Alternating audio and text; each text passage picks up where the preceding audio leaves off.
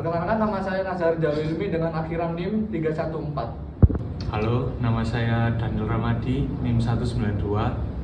Perkenalkan, nama saya Muhammad Kafid Safatur Rahman dengan NIM 466. Perkenalkan, nama saya Monurul Jadi dengan NIM 360 dari Prodi Ilmu Komunikasi.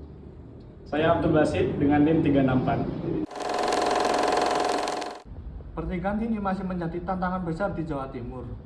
Namun, data terbaru menunjukkan tren yang cukup miris. Tercatat pada tahun 2023 sebanyak 12.334 pernikahan dini terjadi. Menurut Pengadilan Tinggi Agama Surabaya, jumlah dispensasi nikah atau izin menikah bagi anak di bawah umur mengalami penurunan. Namun, ini masih menjadi tantangan bagi kita bersama dalam menghilangkan praktik ilegal ini. Hukum tentang pernikahan dini di Indonesia diatur dalam Undang-Undang Nomor 16 Tahun 2019 tentang Perundang-Undangan Nomor 1 Tahun 1974 tentang perkawinan. Dalam Undang-Undang Nomor 16 Tahun 2019 menetapkan batas usia minimal untuk pria dan wanita itu 19 tahun. Sebelumnya batas usia minimal untuk wanita adalah 16 tahun, namun direvisi untuk menyeimbangkan kedudukan antara pria dan wanita.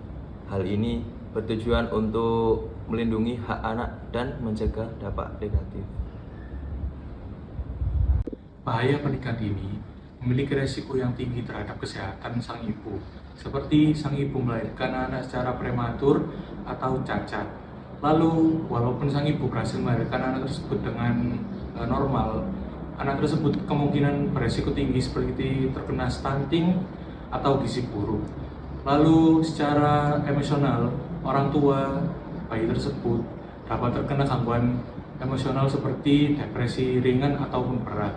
Mungkin karena tekanan hidup atau ketidaksiapan mental orang tua anak tersebut untuk berumah tangga. Lalu secara ekonomi, kemungkinan orang tersebut dapat terkena seperti gangguan ekonomi seperti kemiskinan. Dari video tersebut kita belajar bagaimana bahayanya pernikahan dini dari segi ibu yang kemungkinan besar akan mengalami kegagalan, keguguran dalam melahirkan dan kematian bayi. Maka dari itu kita semua harus bisa mencegah pernikahan dini tersebut.